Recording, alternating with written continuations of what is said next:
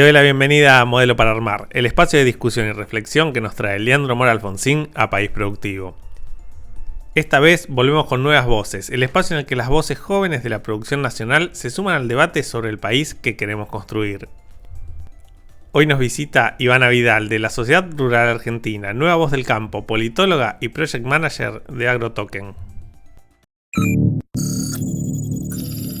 Que ya se empezó a borrar esa línea, digamos, divisoria de es el campo, es la industria. La semilla que nosotros sembramos tiene mucha más industria y mucho más agregado del valor de que nosotros creemos. Hace unos años ya se viene potenciando mucho lo que es la industria de las AgTech. El sector agropecuario, el productor agropecuario, vamos a hablar del productor específicamente agropecuario, siempre fue un poco reacio a la cuestión financiera. El productor está acostumbrado a usar nuevas tecnologías. Mismo pasó en su momento cuando fue lo que es la siembra directa. Costaba, ¿no?, adaptar eso. El problema es que tenemos que verlo de fondo. Las retenciones van en contra incluso de lo que es el federalismo. No vuelve, nada de todo esto vuelve a las provincias. Quédate en País Productivo para hablar con Iván y Leandro sobre un modelo integral de desarrollo productivo con el campo y la industria, qué se necesita para lograr un choque exportador del campo argentino, el enfoque de nuestra agrobioeconomía y el rol de las nuevas generaciones en la discusión por el desarrollo nacional. Quédate ahí que ya empezamos con este modelo para armar. Un nuevo modelo para armar, querido Sebastián, en esta mañana de domingo. No sé si vos recordás que ya hace varios episodios de esta columna habíamos abierto un espacio que se llamaba Nuevas Voces, que era escuchar a personas que se especializan en el mundo productivo, pero que en virtud de su empuje, su juventud y demás, están trayendo cosas nuevas a la discusión pública. Y hoy vamos a encarar ese camino presentando y hablando de un tema que el señor Aldo Lorruso, el conductor de este programa, siempre nos pide que traigamos, pero bueno, hoy decidió no venir, así que se lo pierde, lo escuchará en otro momento.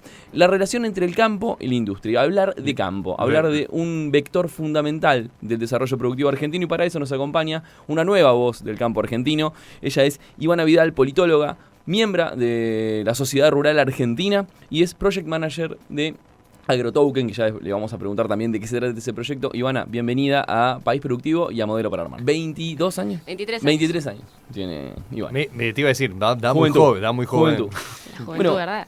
A ver, campo, industria, nosotros tenemos, digamos, una ecuación productiva en donde necesitamos ambos sectores, ¿sí?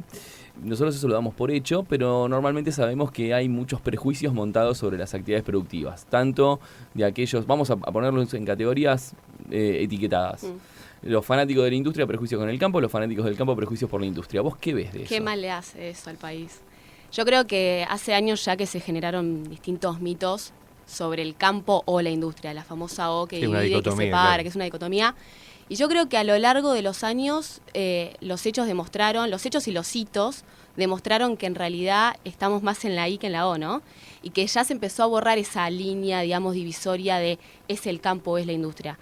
Hay un poco de mea culpa en el sector agropecuario que yo a partir de ahora voy a dejar de hablar de sector y voy a hablar de red agrobioindustrial, como para ya empezar a meternos en algunos términos como para borrar preconceptos, digamos.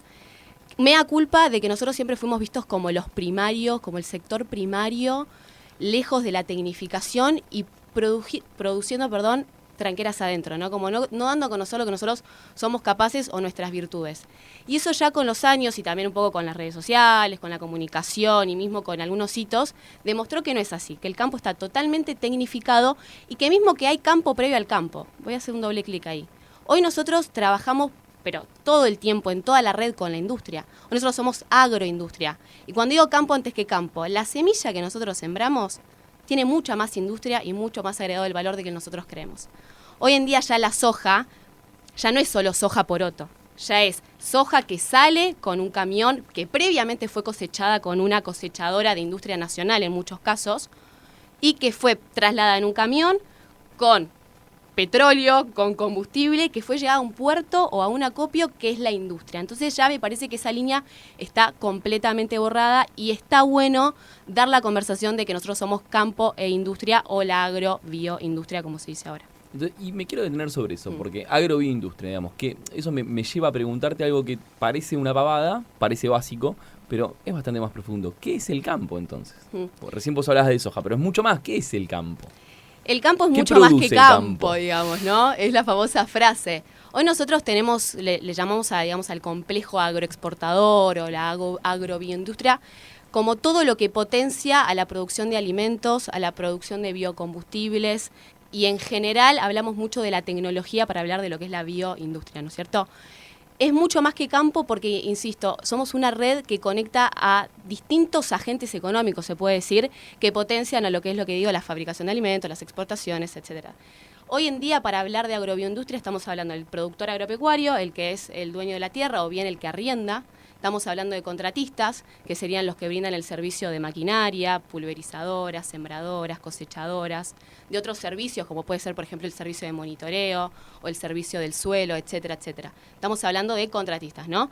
Después estamos hablando también de los científicos que aportan a lo que es la biotecnología, ¿no? La famosa creación de distintas semillas para que hoy haya mayores rindes, por ejemplo, lo que es el trigo HB4, ¿no es cierto? Bueno, hacemos un paréntesis, lo hemos charlado muchas veces en el programa. Tecnología, Argentina, santafesina, Grupo Bioceres, inversión de riesgo, inversión de capital de riesgo, desarrollo tecnológico que puede terminar con el hambre de un montón de regiones del mundo. Invento argentino. ¿En qué situación está eso? Porque vos ya nos lo habías contado acá en el programa, ya pasó de ser un proyecto a estar materializándose en la venta, en la planta. ¿Ya se está plantando esto? Hay un tema, mira, como en todos lugares, el sector, la red, tiene sus distintas grietas, se dice, o sus distintas internas, como para hablar ahora de política. Sí. Y el la grieta no existe más. Claro, ahora la grieta no existe más, no. Pero el trío HB4 generó diferentes polémicas, siempre hay, nunca estamos lejos de eso. Hoy en día está aprobado, digamos, ya no es un proyecto, ya está sembrado, ya hubo pruebas y ya está en proceso de comercialización. Mismo hay distintos países que ya aceptan, digamos, la comercialización del trío HB4, otros no, y ahí siempre estuvo un poco latente ese debate, ¿no? ¿Qué pasa si hay trío HB4 en un camión o en un barco con destino a tal lugar que no se acepta?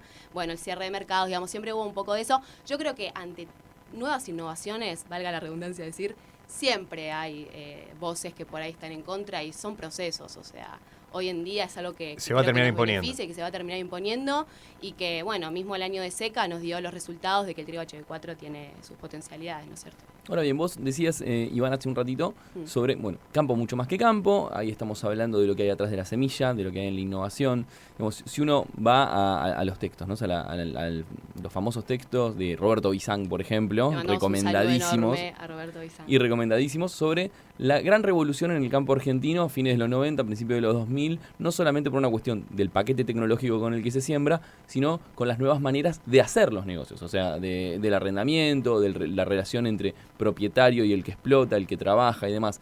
¿Qué otros márgenes, a partir de, no sé, las plataformas tecnológicas, las nuevas formas de financiamiento, qué otros nuevos márgenes de innovación en la manera de hacer las cosas ves que existen y que no se están explorando o que se están explorando poco? ¿Y cómo puede impactar eso en el desarrollo de la red agrobio-industrial? Muy buena pregunta. Ahí hay un tema que nosotros somos innovadores y hay que afirmarlo porque el sector agropecuario de la red es ampliamente innovadora.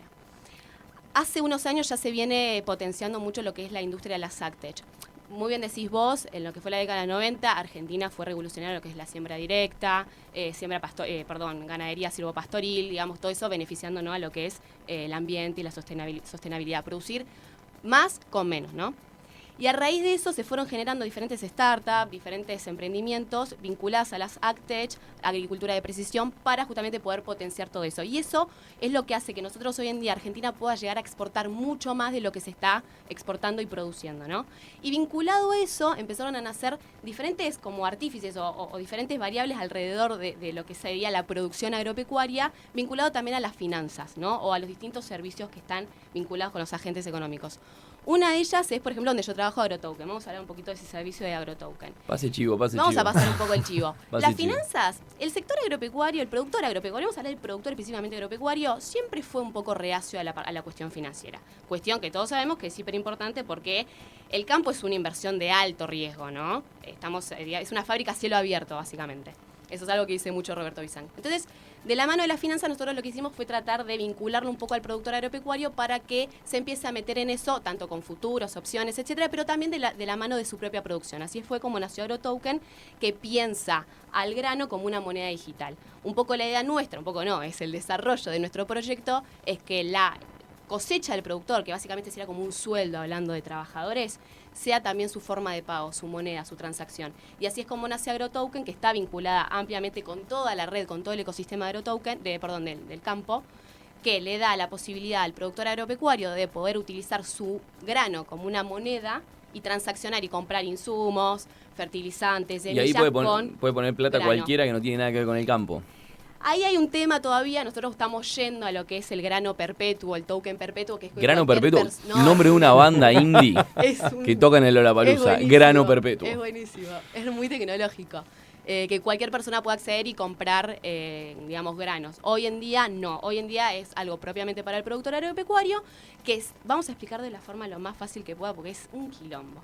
El productor cosecha soja, trigo y maíz, le entrega al acopio o exportador su cosecha, digamos, firma unos contratos, ahí AgroToken se mete en lo que es la digitalización de ese grano mediante nuestra plataforma y mediante una relación que ya tiene previamente con los acopios o exportadores. Acopios es donde se acopian los granos, vamos a decirlo fácil, ¿eh? Exportadores donde se exporta. Bien, y ahí el productor puede digitalizar. Lo tiene sus granos en su billetera virtual, en su celular o en una tarjeta Visa. Lo que hace ahí, una vez digitalizado, va y compra lo que quiere. Con su tarjeta Visa puede comprarse un café en el café de la esquina y se van, digamos, liquidando esos granos. O bien, una compra grande, por ejemplo, una cosechadora, una camioneta que ya pasó, mediante una red de acuerdo que tenemos nosotros con distintos comercios, el productor lo que hace es se genera un link de pago y se transfieren los tokens, digamos, grano digitalizado a la billetera del comercio. Un mercado pago del sector agropecuario, pero con tokens, digamos, en vez de con pesos, con granos digitalizados. Ahora, este tipo de opciones, o cualquier otra, vos recién decías, cuesta meter en el día a día de un productor esto.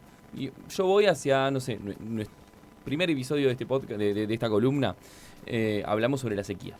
Nosotros venimos, por ejemplo, un año de seca, he tenido la oportunidad de ir a producciones agropecuarias donde el trigo te llegaba a la rodilla, yo soy petizo, me tendría que llegar al hombro.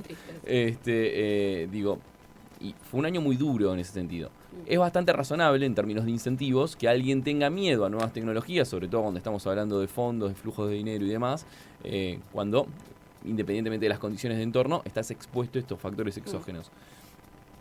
¿Cómo se trabaja sobre esos? Dos preguntas ahí. ¿Cómo se trabaja sobre esas incidencias a la hora de animarse a más? Más allá de tokens, sino en general, a incorporar nuevos paquetes, hacer las cosas de manera distinta. Y segundo, ¿cuáles son las perspectivas que ves vos entre los productores agropecuarios de cara al 2024? Si va a ser un mejor año respecto del 2023, ¿qué tanto mejor puede ser? Y si ya superamos esa situación de seca, ¿no? Exactamente. La primera pregunta es un desafío enorme. Algo que dije al principio es que el sector es innovador y es emprendedor. Y cualquier generación, estamos hablando de mi padre, en el caso mío, que también es productor agropecuario, en el mío, y también de mis pares de la Ateneo Asociado de Argentina, somos innovadores.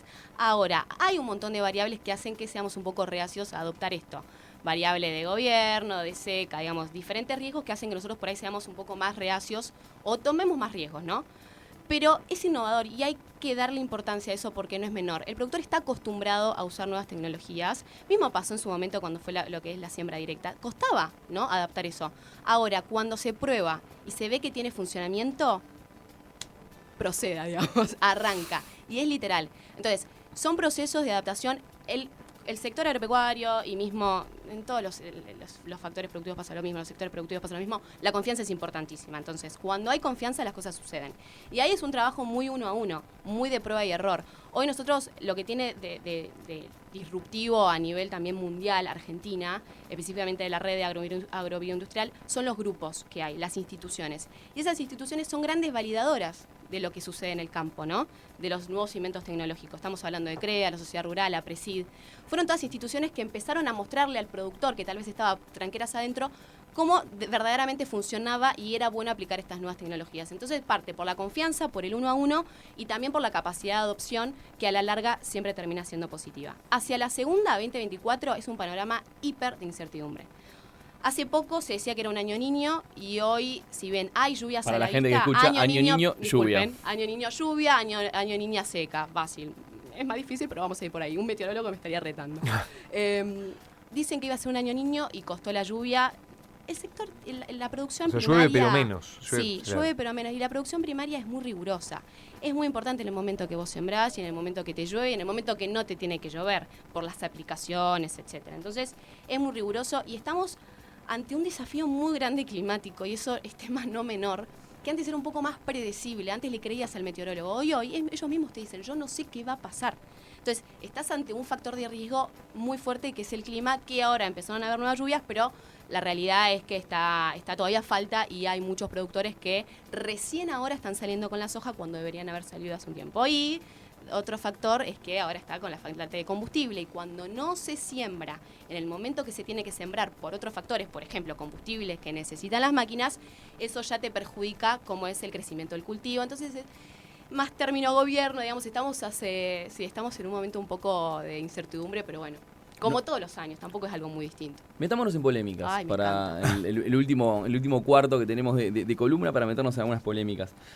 Hace poco estaba leyendo un documento sobre shock exportador, una posibilidad de shock exportador en el sector agropecuario de la Fundación Multiplicar, si mal no recuerdo, sí, Fundación Multiplicar, que hablaba de que el campo podía exportar hasta 91.000 millones de dólares en el año 2030.